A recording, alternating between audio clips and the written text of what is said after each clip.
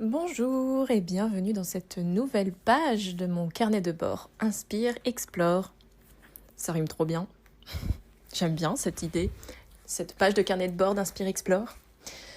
Alors aujourd'hui on est le 13 août 2026, il est 19h47.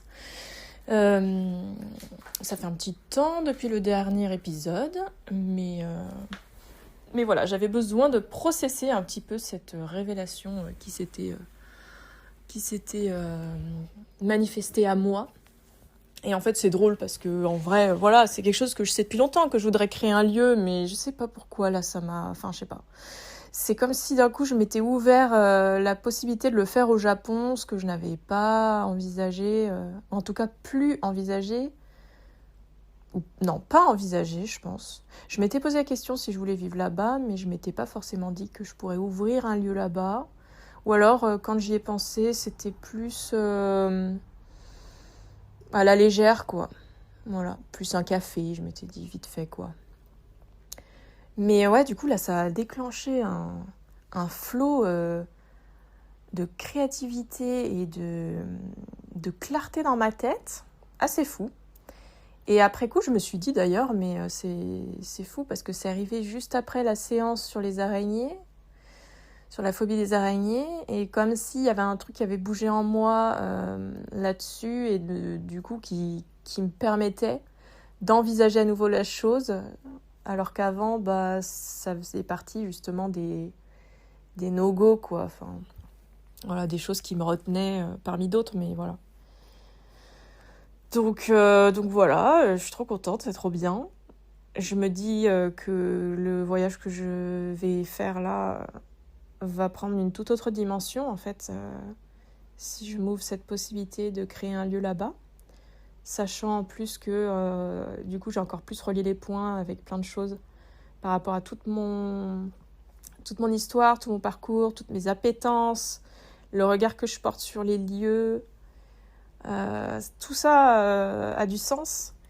Et j'ai envie de profiter d'être là-bas, du coup, pour bien explorer ça en détail, brancher mes antennes et puis échanger avec des personnes qui ont créé des lieux, justement, et j'en connais quelques-unes quand même.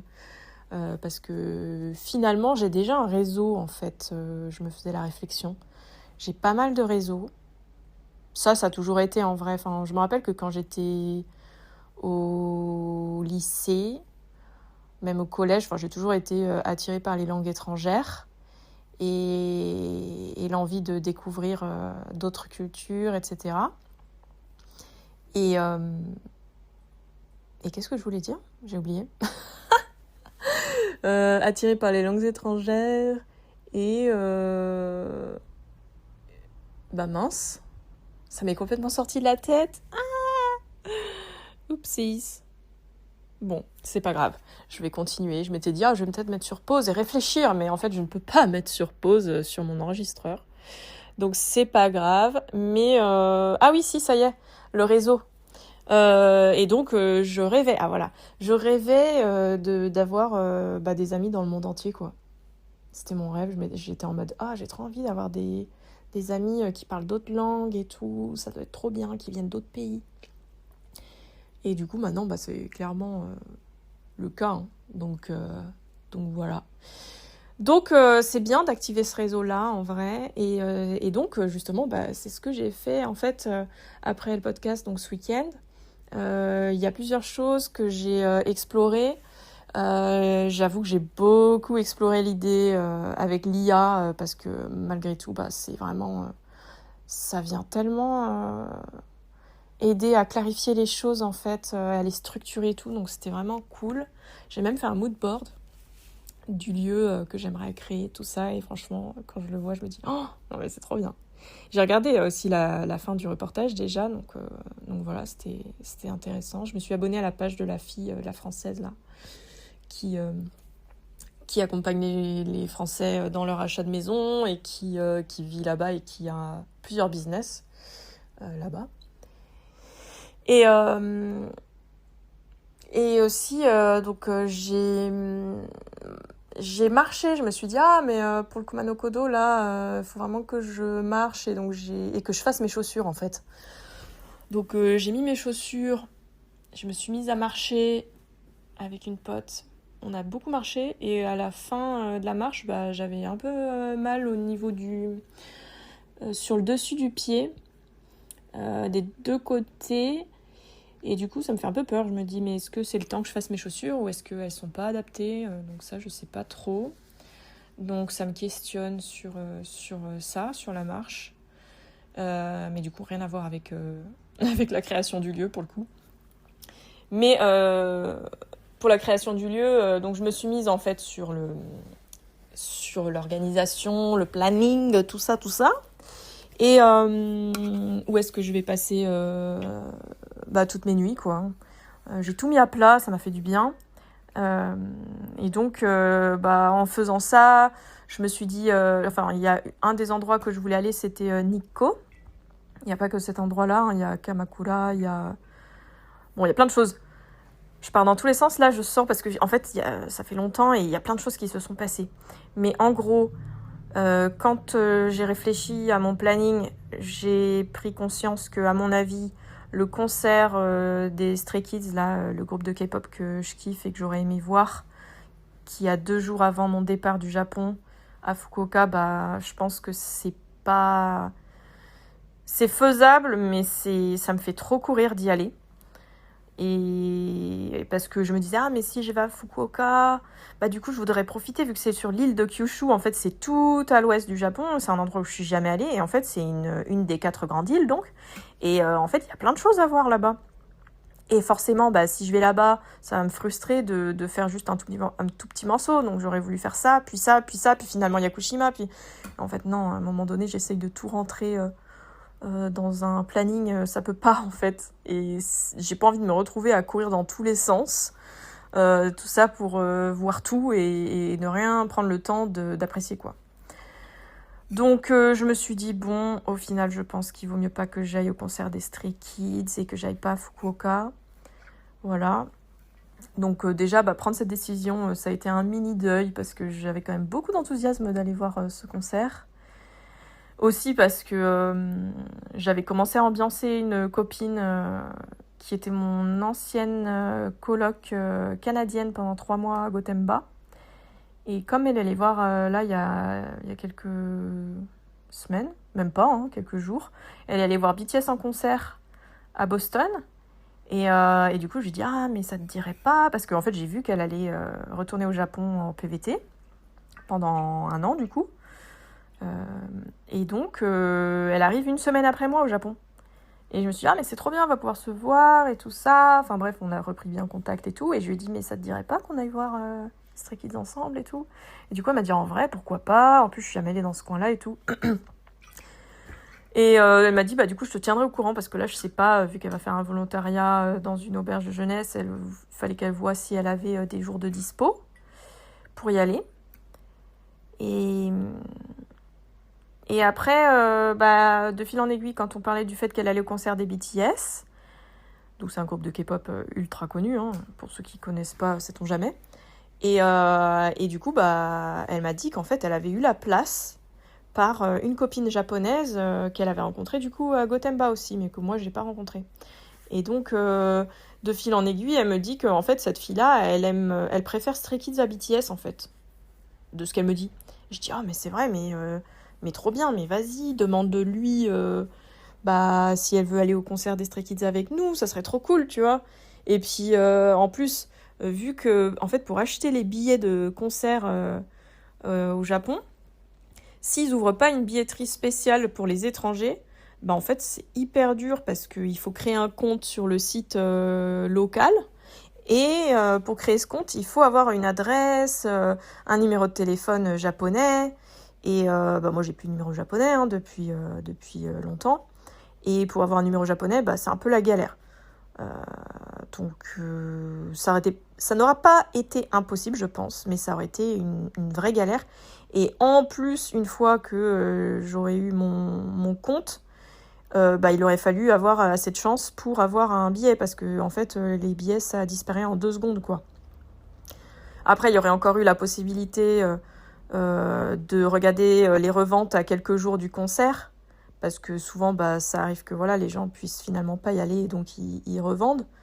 Mais bon, à quel prix? Et puis, ça veut dire qu'au dernier moment, je sais pas si j'y vais ou pas. Donc voilà, et en fait, en plus de ça, ce qui a fini de me confirmer tout ça, c'était qu'en fait, la fille, donc elle lui a écrit à sa pote pour lui proposer. Et en fait, sa pote, elle a dit que bah, elle était pas si fan que ça et que du coup, bah, elle irait pas, quoi. Donc ça a un peu fait retomber le soufflet, quoi. Donc j'étais extrêmement jaillée. Et après, bah, je me suis complètement calmée. Je me suis dit, bon, en vrai, il faut prioriser. Surtout que je vais faire un pèlerinage. Enfin, un mini pèlerinage, quoi. Et après, retourner dans un tumulte d'un concert de K-pop, ça aurait été un peu intense. Surtout qu'après, le lendemain, il aurait fallu que je prenne l'avion pour Tokyo. Et que le lendemain, je prenne l'avion de Tokyo jusqu'au Vietnam, puis du Vietnam jusqu'à Paris. Enfin bref, ça aurait été vraiment trop. Trop, trop, trop. Donc bon, j'ai pris cette décision. J'ai aussi vu par rapport aux dates, donc parce que j'ai 3 potes à Tokyo qui m'hébergent. Et en fait, il fallait que je revalide les dates avec ces 3 personnes. Parce qu'il y en a une à la base où on s'était dit bah, que j'allais passer ma 2e semaine là-bas. Et puis finalement, elle m'avait dit qu'avec son enfant, ça allait être quand même un peu compliqué. Et que du coup, elle préférait m'héberger qu'un week-end. Ce qui est déjà très bien, hein. Mais donc, des jours que j'avais sécurisés chez elle, il fallait que je revoie un peu ça. Et une autre pote qui m'a proposé de m'héberger. Et donc, je lui avais dit, trop bien, trop gentil. Et je reviens vers toi pour fixer les dates, quoi. Donc j'ai regardé par rapport aux distances, par rapport aux aéroports, parce qu'il y a 2 aéroports là-bas, et donc plus ou moins excentrés, quoi. Donc j'ai été stratégique, j'ai bien regardé, j'ai écrit ensuite à mes potes en mode ok, chez toi, ça serait bien de telle date à telle date, si possible. Et puis d'ailleurs, j'en ai profité, je lui ai dit, il y aura mon frère d'ailleurs, donc si jamais... si tu penses que c'est possible de l'héberger aussi, bien sûr, il n'y a pas de... Si tu peux pas, je comprends complètement. En plus, tu le connais pas et tout. Donc, cette pote-là, c'est une Américaine avec qui j'ai travaillé au pub anglais. Et pour la petite anecdote, c'était marrant parce que c'était un de mes premiers soirs... je sais pas si c'était pas le premier soir, en fait, où je travaillais avec elle. Et du coup, il y a un gars qui est rentré dans le bar, un japonais. Et je lui ai dit, oh là là, mais il est beaucoup trop beau et tout. Enfin, vraiment, j'ai eu un gros coup de cœur, quoi. C'est très rare. J'ai eu un de ces coups de cœur et tout. Et du coup, je lui ai dit plusieurs fois dans la soirée, je fais, non, mais là, j'en peux plus, il est vraiment trop beau et tout. Et au bout d'un moment, il m'a dit, en fait, c'est mon mec. J'étais en mode, ah, bon, d'accord, voilà. Donc, bon, après, voilà, hein, c'est comme ça. Et puis, en fait, ils se sont mariés maintenant. Donc, trop contente pour eux, quoi. Trop bien. Donc bref. Et donc, c'est une fille avec qui je me suis trop, trop bien entendue, quoi. C'est une Américaine qui a des origines italiennes aussi. Elle est trop chou. Et on a le même profil MBTI INFP. Voilà, bref, ça, en gros, ça veut dire, de façon non scientifique, qu'on a des personnalités qui se ressemblent sur certains points, quoi. Donc, bref. En tout cas, on avait trop bien matché et tout, et c'était vraiment trop chouette de travailler avec elle. À chaque fois, j'étais trop contente, et du coup, c'est trop chou qu'elle m'ait proposé de m'héberger. Et donc, elle m'a répondu que pas de souci, je peux héberger ton frère, ça me dérange pas du tout. Et franchement, mais de lire ça, j'étais vraiment... mais merci, quoi, mais trop gentil, enfin, quelle générosité et tout. Je suis hyper touchée de ça, quoi, enfin, vraiment. Donc ça, c'était une trop bonne nouvelle. Et j'ai envoyé donc plein d'autres messages à d'autres contacts. Donc j'ai fait ça, et puis en parallèle, j'ai réservé du coup 2 nuits à Nikko, un endroit donc je voulais visiter, quoi, qui est au nord de Tokyo. Et c'est en mode nature, temple, rivière, cascade, onsen, tout ça, quoi. Donc j'en avais beaucoup entendu parler, j'ai pas eu l'occasion d'y aller jusque maintenant, donc là je me suis dit, c'est parfait, au lieu de dormir chez ma pote qui peut pas m'héberger, bah, je prends de nuit là-bas, sachant que j'ai un autre pote qui est rentré enfin, il est allé au Japon là il y a pas hyper longtemps et il y allait donc et je lui ai demandé et il m'a conseillé de prendre de nuit. Donc sur ses conseils, j'ai fait ça. J'ai trouvé une auberge sur enfin, je sais pas si c'est une auberge, mais en tout cas un logement sur Airbnb et le prix était assez raisonnable en vrai. Donc très cool. Et donc j'ai réservé ça et le lendemain, j'ai eu plein de réponses de mes potes à qui j'avais écrit, quoi. Et parmi les réponses, du coup, il y avait donc Fabrienne, ma pote américaine, qui me disait qu'elle pouvait accueillir mon frère. Donc déjà, ça, c'était vraiment énorme. Une autre réponse aussi d'une pote japonaise qui a vécu en France, à Bordeaux. Donc qui parle un peu français. Bon, elle a un peu perdu, mais voilà, trop chou. On faisait des tirages de tarot ensemble et tout. Enfin, j'aime trop. Et elle m'a dit « Ah, mais trop bien, oui, il faut trop qu'on se voit, machin. » Et elle me dit « Ah, mais tu te rappelles d'un tel qui était à l'auberge de jeunesse où on se retrouvait, et où moi je bossais là-bas, en fait, hein, dans cette auberge de jeunesse. » Elle me dit « Ah, bah, tu te rappelles d'elle elle a ouvert une auberge de jeunesse à Nikko. Non, pas une auberge de jeunesse, une chambre d'hôte.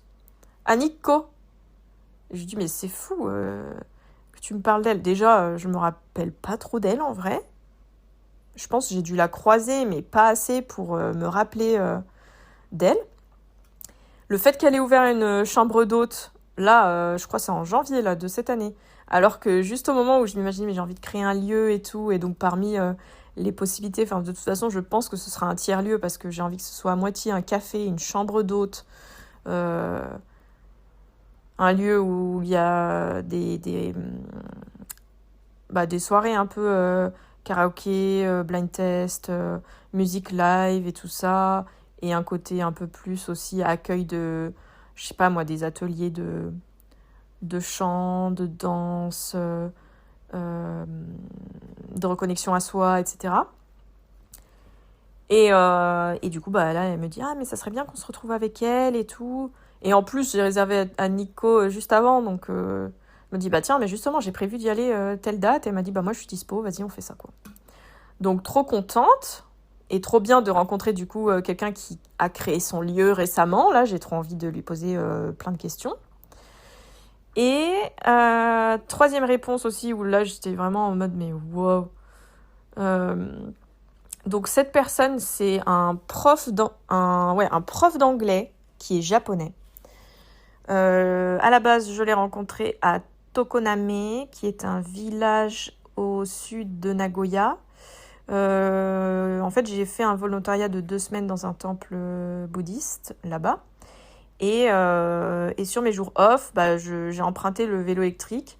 Et je suis partie à 1 heure de là, dans ce village Tokoname, qui est un village qui était anciennement un grand lieu de poterie, de céramique, parce qu'ils avaient des terres argileuses, etc.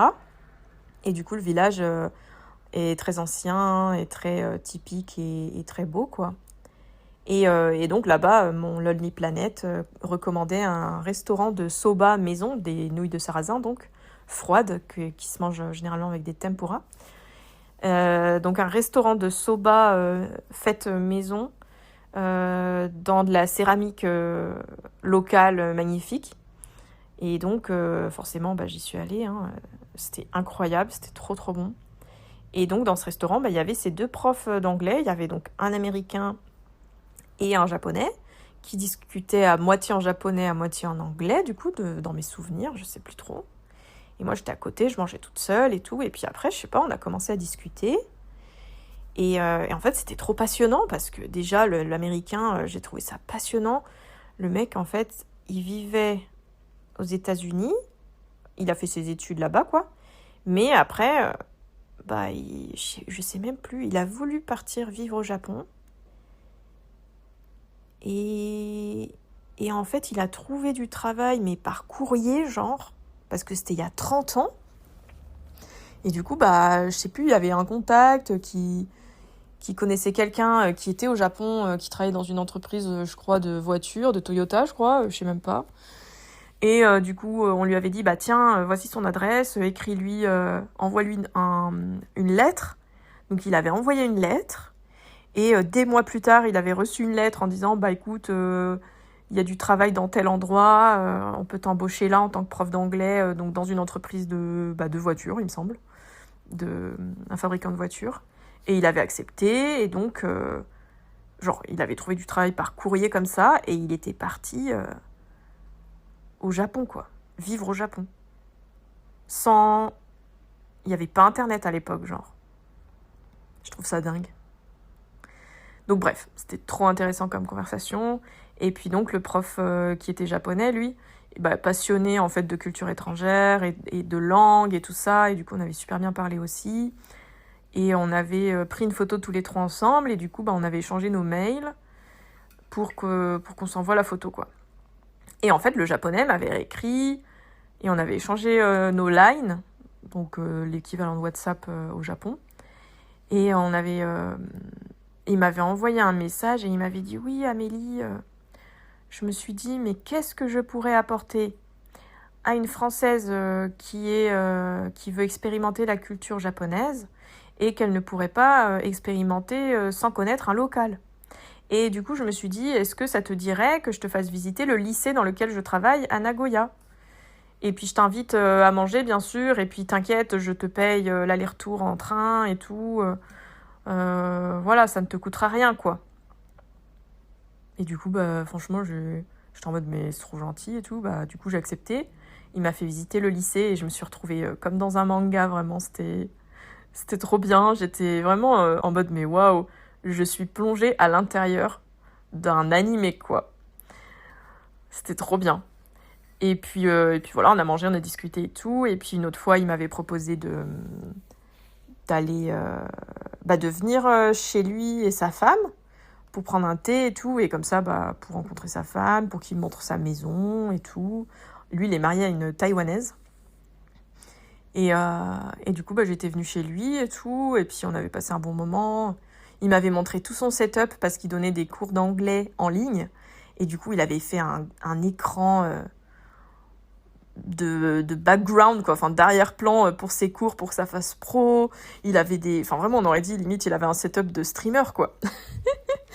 Et puis, il m'avait montré aussi comment il avait fabriqué ses propres panneaux solaires et tout. Enfin, je sais pas, il était trop mignon en mode « Ah, mais regarde, j'ai fait ça et tout. » Et franchement, ça me rappelait trop ma famille. Dans ma famille, on est très comme ça, genre « Ah, mais regarde, j'ai fait ça et regarde ça et regarde. Regarde ce que j'ai fait. » On aime trop partager nos trucs, quoi. Et bref, du coup, voilà. Et puis après, quelques années après, moi, j'étais donc rentrée du Japon. Hein, c'était, je pense, l'année dernière. Il m'avait écrit et il m'avait dit « Ah, Amélie, je vais aller en France. Est-ce que tu me recommandes des choses ? Nanana. » Et ensuite, à son retour de France, il m'avait écrit, il m'avait dit « Ah, mais est-ce qu'on pourrait s'appeler ? Parce que vraiment, j'ai des questions sur la culture française, sur des expériences que j'ai vécues en France et tout. » Et du coup, on s'était appelés. Et il m'avait demandé des trucs, mais lunaires, quoi. Enfin, c'était trop drôle. Je sais plus, il y avait un truc où c'était... ouais, quand j'étais à Paris, à un moment donné, mon ticket de métro, il marchait pas. Et donc, j'ai demandé à un contrôleur de l'aide. Et en fait, il m'a juste ouvert le portique pour me faire passer, quoi. Sans vérifier mon ticket, sans... Il me dit, c'est normal. Et du coup, je suis en mode... oui, c'est vrai qu'on peut être un peu à l'arrache parfois. Enfin, je sais pas. Enfin, c'était trop drôle, quoi. Et une autre fois, il m'envoie un message. Non, mais il me dit, ouais, j'ai remarqué que ça, c'était beaucoup à la mode en ce moment. Est-ce que c'est pareil en France ? Et il m'a dit le front in, back out. Non, franchement, je me rappelle absolument pas du nom, mais c'était un phénomène de mode où les Gen Z, enfin génération les plus jeunes, quoi, qui drapaient leur chemise devant et laissaient leur chemise derrière hors du jean, quoi. Moi, j'étais en mode, alors là, franchement, j'en ai tellement aucune idée, je suis pas du tout les tendances de mode, quoi. Mais bon, ça me faisait rire ces questions, enfin... Après, voilà, on avait beaucoup de discussions, je me rappelle, sur sur les différences linguistiques. Enfin, c'était super passionnant, quoi. Bref, tout ça pour dire que je lui ai envoyé un message et que, en gros, je lui ai dit, bah, je retourne au Japon, tout, trop bien, je serai avec mon frère. Normalement, je devrais aller à Tokyo et dans le Kansai, mais c'est pas encore bien fixé au niveau du planning. Et j'aimerais bien lui montrer les alentours. Et ça serait cool qu'on se voit pour prendre des nouvelles et tout, quoi. Et est-ce que tu penses que que tu comptes aller à Tokyo ou à Kyoto ou quelque chose comme ça, quoi? Et il m'a répondu, ah, mais qu'est-ce que tu dis de ça? Sinon, bah, vous venez, ton frère et toi, dormir quelques nuits dans ma maison d'hôte. Euh, Tu connais enfin, c'est pas très loin de là où on s'était vu, du restaurant où on s'était rencontrés. Donc tu devrais connaître le chemin et tout. Et bien sûr, gratuitement. Et du coup, bah, j'étais vraiment tellement choquée et honorée. Et je me disais, mais waouh, mais c'est tellement gentil de me proposer ça, de nous proposer ça à mon frère et moi. Donc voilà, du coup, je sais pas encore les dates exactes et il faut que je regarde au niveau des transports et du planning si c'est faisable parce que malgré tout, bah, ça rajoute une étape hein, plutôt que de faire Tokyo, Kyoto direct. Ça ferait faire Tokyo, Nagoya et le village paumé, puis retourner à Osaka, quoi. Donc, et en plus, il disait plusieurs nuits, sachant que c'est un peu paumé. Du coup, bah, je sais pas si ça vaut vraiment le coup d'y rester plusieurs nuits ou pas. Et en même temps, c'est tellement généreux, mais bon, voilà. Enfin, je sais que voilà, Kyoto, Nara, Osaka, j'ai plein de choses que j'ai envie de faire autour aussi. Donc, à réfléchir. Mais en tout cas, voilà, ça c'était vraiment mardi. J'ai eu ces réponses-là et je me sentais mais tellement dans la gratitude, quoi. C'était tellement fluide. Et à côté de ça, c'était drôle parce que dans ma journée, rien n'était fluide, quoi. Il n'y avait pas de métro, mon téléphone il marchait plus. J'avais un rendez-vous, je suis arrivée presque 1 heure en retard. Et à côté de ça, pour le Japon, tout est fluide. Des choses inattendues qui arrivent. Voilà, je pense que je suis déjà tellement au Japon en fait, dans ma tête. C'est marrant. Donc voilà, ça c'était un peu les actus par rapport à tout en fait, hein, au séjour qui se prépare, aux synchronicités par rapport aux rencontres, aux échanges et à mon envie de créer un lieu. Et par rapport à la préparation de la marche aussi, alors là, il faudra que je vois par rapport aux chaussures. Hein. Faut vraiment que je les mette souvent là pour voir si ça va passer ou pas, quoi. Sinon, ce serait un peu dommage parce que c'est des chaussures que j'ai quand même payées assez cher, vraiment. Donc bon, à voir. Et puis voilà, quoi. Affaire à suivre, j'ai envie de dire. Et puis bah, du coup, je ne m'attarde pas plus et je vous laisse et je vous dis à très bientôt dans une nouvelle page de mon carnet de bord Inspire Explore.